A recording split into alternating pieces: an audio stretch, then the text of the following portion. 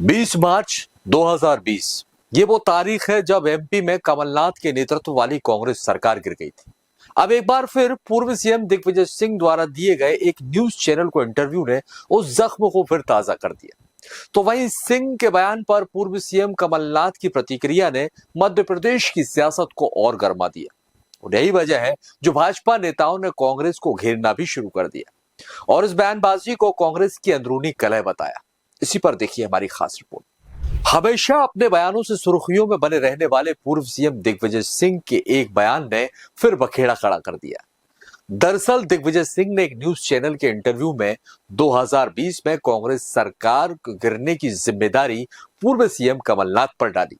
फिर क्या था, मामला तब और गंभीर हो गया जब पूर्व सीएम कमलनाथ की भी प्रतिक्रिया सामने आई। पूर्व सीएम कमलनाथ ने ट्वीट करते हुए लिखा कि मध्य प्रदेश में 2020 में मेरे नेतृत्व वाली कांग्रेस सरकार गिरने को लेकर हाल ही में कुछ बयानबाजियां की गई। मैं सिर्फ इतना कहना चाहता हूं कि पुरानी बातें उखाड़ने से कोई फायदा नहीं, लेकिन यह सच है कि व्यक्तिगत महत्वाकांक्षा के अलावा श्री ज्योतिरादित्य सिंधिया को ये लगता था कि सरकार श्री दिग्विजय सिंह चला रहे हैं और इसी नाराजगी में उन्होंने कांग्रेस के विधायकों को तोड़ा और हमारी सरकार गिराई। तो वहीं कांग्रेस के दोनों दिग्गजों के बीच बयानबाजी से पार्टी की किरकिरी होते देख पीसीसी चीफ जीतू पटवारी ने मोर्चा संभाला। पटवारी ने कहा कि दोनों में 45 साल का प्रेम है, दोनों छोटे बड़े भाई हैं, पुरानी बातों पर चर्चा करने का औचित्य नहीं है और दोनों की अपनी एक केमिस्ट्री है। हमें अब भविष्य देखना है, हमारी सरकार कैसे बने ये देखना है। दोनों बड़े भाई छोटे भाई हैं, दोनों का एक अपनत्व है, प्रेम है, प्यार है, मोहब्बत है, दोनों की एक केमिस्ट्री है। लोगों को कैसे चर्चा करवाए उनके पास ये कला है। तो आप उनकी हम और आप उनकी चिंता मत करो कि कौन सी लिस्ट थी और किसने क्या कहा। वो तो आप लोग जनसंपर्क के हिसाब से लगे थे इधर उधर, तो आपको लाइन पे लाए हैं कि ये भी बात है। तो मैं समझता हूं कि पुरानी बातों का कोई औचित्य नहीं है, जो चली गई हमें तो भविष्य देखना है। अब पटवारी भले ही दोनों नेताओं का बचाव करने की कोशिश कर रहे हो, लेकिन भाजपा को फिर एक मुद्दा हाथ लग गया और भाजपा नेताओं ने कांग्रेस को घेरना शुरू कर दिया। पूर्व गृह मंत्री नरोत्तम मिश्रा ने इस पर शाराना अंदाज में तंज कसा। एक काफिले वालों तुम इतना भी नहीं समझते थे, लूटा है तुम्हें रहजन रहबर के इशारे पर। सरकार क्यों बुरी और कौन दोषी है वो सब सामने आने लगा है।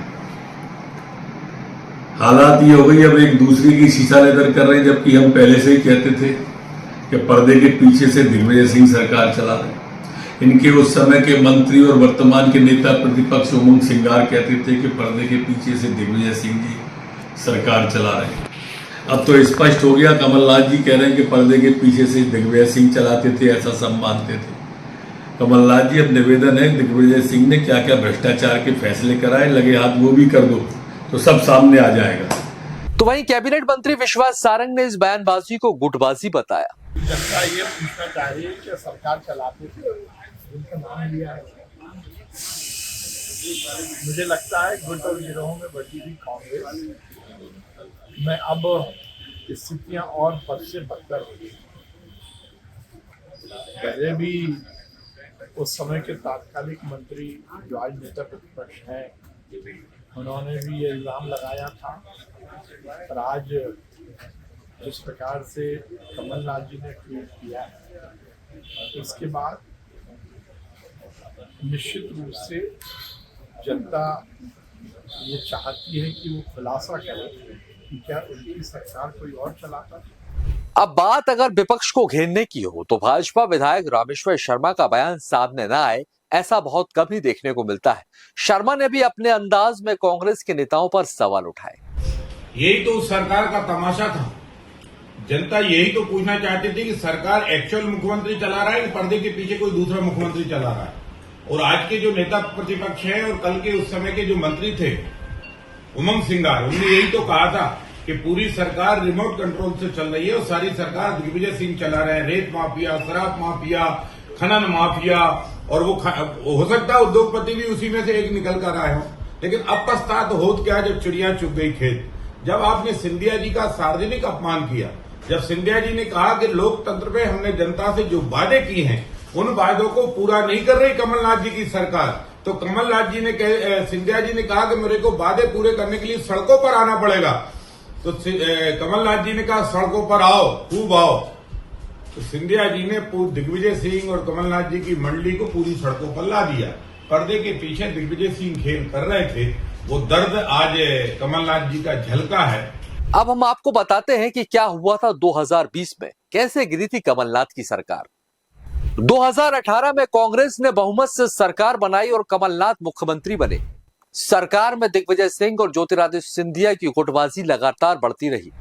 सिंधिया को लगा कि सरकार में उनको और उनके समर्थकों को तवज्जो नहीं मिल रही। मार्च 2020 में सिंधिया ने कांग्रेस से बगावत कर दी। उनके साथ उनके 22 विधायकों ने इस्तीफा दे दिया। इस्तीफे से विधानसभा में कांग्रेस का बहुमत गिर गया। कमलनाथ ने फ्लोर टेस्ट से पहले ही मुख्यमंत्री पद से इस्तीफा दे दिया। भाजपा ने शिवराज सिंह चौहान के नेतृत्व में सरकार बना ली। तो यह पूरा मामला साफ कर देता है कि सियासत में पुराने जख्म कभी भी भरते नहीं हैं, बस वक्त आने पर फिर से हरे हो जाते हैं। दिग्विजय सिंह के बयान ने कांग्रेस की अंदरूनी खींचतान को उजागर कर दिया। कमलनाथ को सफाई देनी पड़ी और बीजेपी को मौका मिल गया कांग्रेस पर निशाना साधने का। अब बड़ा सवाल यही है कि क्या कांग्रेस इन तकरारों से उभरकर एकजुट हो पाएगी या फिर 2020 की तरह पार्टी के भीतर की यही दरारें भविष्य में भी उसकी सबसे बड़ी कमजोरी बनेगी।